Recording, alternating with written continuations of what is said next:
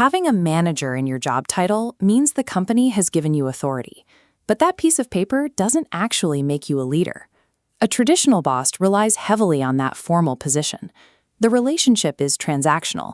They provide the instructions and supervision, and the team provides the compliance. Leadership requires a different use of power. It combines strict accountability with team trust. Instead of dictating every move, leaders use coaching and empowerment to help the team own the results. This chart shows the global stakes of that difference. Gallup's research indicates that managers account for 70% of the variance in team engagement. Currently, only 20% of employees worldwide report being engaged at work. This gap highlights the direct impact of manager behavior. How authority is used determines whether a team merely meets the minimum requirements or actually thrives. Constant directives create a specific kind of friction. When command is the default, employees wait for instructions rather than thinking for themselves. Consider a 5 p.m. deadline. A boss demands the results without excuses.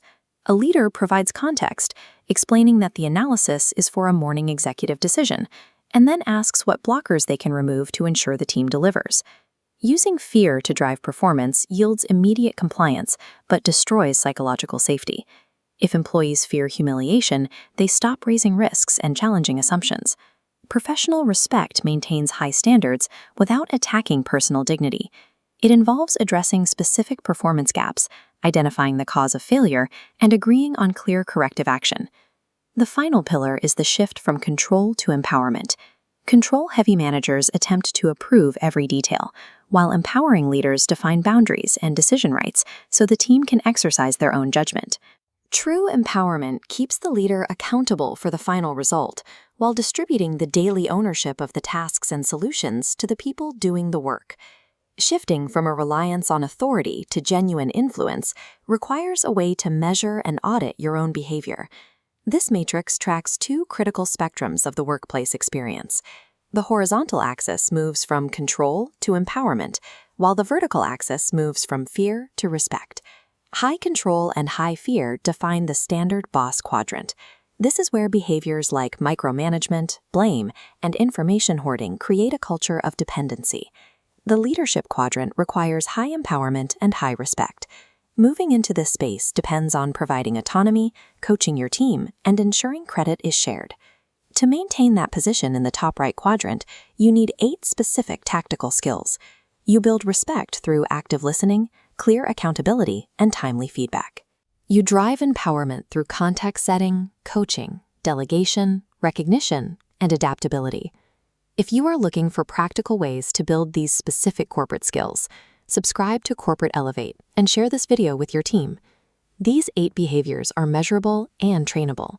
Practicing them daily turns the abstract idea of leadership into a repeatable professional discipline.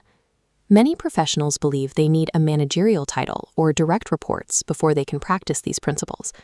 Freshers and early career professionals can demonstrate leadership immediately. You build a reputation for reliability by communicating early, documenting your decisions, and proposing solutions whenever you report a problem. For senior professionals, leadership is measured by the capability of the team. Each week, audit your impact. Ask if you created clarity, if you delegated enough, and if the team is more capable because of your involvement. A strong professional establishes their judgment and reliability long before they are ever granted formal authority over others. To start the transition from boss to leader, you can follow this behavioral upgrade checklist for your daily operations. Replace giving orders with setting direction. Explain why the work matters and define exactly what success looks like for the team. Stop monitoring every detail. Instead, create accountability by agreeing on clear checkpoints and defining decision boundaries. Shift from solving problems to coaching problem solving. Ask what options they have considered. Finally, move from protecting your authority to multiplying talent. Admit when you are uncertain, invite useful challenges to your ideas, and make your contributors' work visible to the rest of the organization. Authority makes people work because they have to. True leadership builds a culture where people want to do excellent work because they understand, own, and believe in the outcome.